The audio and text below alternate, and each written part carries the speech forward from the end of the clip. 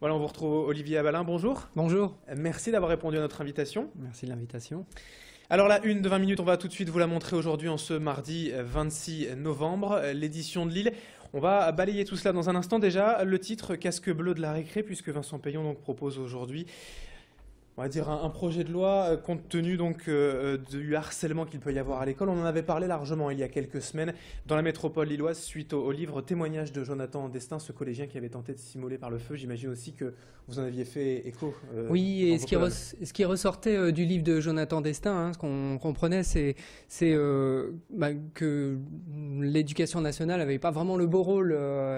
Il manquait un petit peu de médiation ou de médiateur. Peut-être que c'était pas la bonne formule d'attendre aussi des adultes qui règlent les problèmes des élèves. Et peut-être que le programme de Vincent Payon peut répondre à cette thématique. Alors ça, c'est pour l'actualité nationale. On l'avait traité à Lille. Également, ce qu'il y a aujourd'hui en une, en page 5, et ça c'est vraiment concernant le Grand Lille, c'est un grand dossier sur Amazon.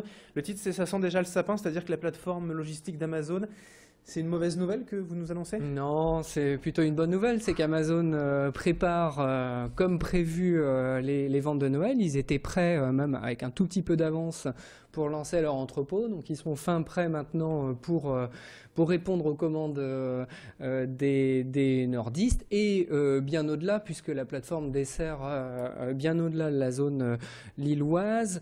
Chez Amazon, ça marche pas vraiment par secteur géographique, hein. C'est plus des plateformes spécialisées dans tel ou tel produit.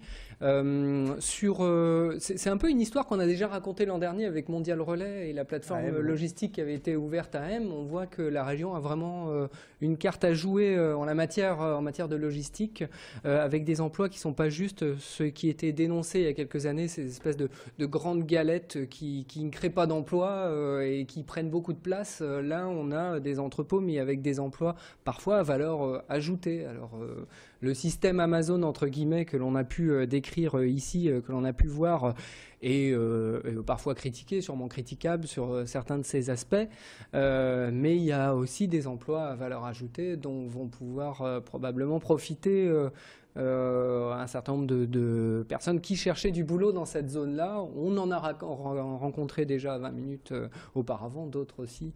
Donc ça fait partie des bonnes nouvelles Ça du sent dernier déjà le sapin, trimestre. c'est un jeu de mots, Ouais. évidemment. Donc on l'aura compris, d'autres réussites, hein, bien sûr, on peut les signaler régulièrement. L'actualité aussi pour vous aujourd'hui, pour nous, hein, pour les médias lillois, forcément c'est les municipales avec les élections qui approchent. Vous sentez, on entre doucement en campagne là, Ouais, c'est ce qu'on disait un petit peu en introduction de l'article. C'est un budget de fin de mandat ou un budget de campagne électorale. On était sur le débat budgétaire hier au conseil municipal de Lille et on a déjà eu quelques effets de manche, que ce soit de l'opposition mais aussi de membres de la majorité qui prennent un peu leur autonomie. C'était le cas de Jacques Mutez que vous avez déjà reçu ici, qui fait partie de la majorité et qui monte une liste indépendante, qui s'est fait couper par Martine Aubry et qui a quitté théâtralement le conseil municipal hier pour un peu protester contre le fait qu'il ne pouvait pas s'exprimer. La thématique du budget, on en a beaucoup parlé hier au conseil avec toujours l'affrontement classique entre la majorité et l'opposition sur le niveau d'endettement de Lille et la façon de gérer les affaires avant la fin du mandat qui se profile pour mars. Ouais, c'est toujours important, ça, forcément, les budgets. Une petite question aussi par rapport au ressenti de la façon de gérer de Martine Aubry, le conseil municipal. Ça, c'est un sondage qui ressort depuis quelques jours. Martine Aubry serait placée en favorite selon les militants socialistes pour remplacer Jean-Marc Ayrault. Alors forcément, ce serait incompatible avec les municipales. Qu'est-ce que vous en pensez ? Ouais, le sentiment des observateurs, même lillois, qu'on a pu interroger il y a 2 semaines, certains de ses proches et puis certains de ses proches opposants, si j'ose dire, c'est quand même de dire que c'est pas le moment, qu'elle n'a pas l'air du tout en train de se préparer pour prendre la suite de Jean-Marc Ayrault, en tout cas en 2014. Elle a l'air complètement axée sur les municipales. Et l'un de ses proches disait même c'est très mauvais pour nous ce genre de sondage, parce que ça tendrait en gros à laisser penser que Martine Aubry pourrait se détacher de Lille, alors même qu'elle est en train d'essayer de montrer qu'elle est pleinement dans la campagne.